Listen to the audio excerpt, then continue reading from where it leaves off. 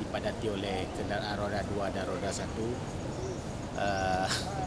yang tidak boleh masuk tol, karena yang boleh masuk tol adalah keadaan roda 4. Kursi roda boleh? Kursi roda dia 4 roda, Pak. Jadi Kursi roda 4 roda lagi baru. ya, kursi roda ada 4 roda, berarti dia boleh masuk tol. Karena yang boleh masuk tol itu adalah yang memiliki 4 roda.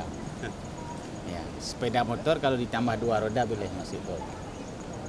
Maka hari ini kita saksikan pelepasan air yang dilakukan oleh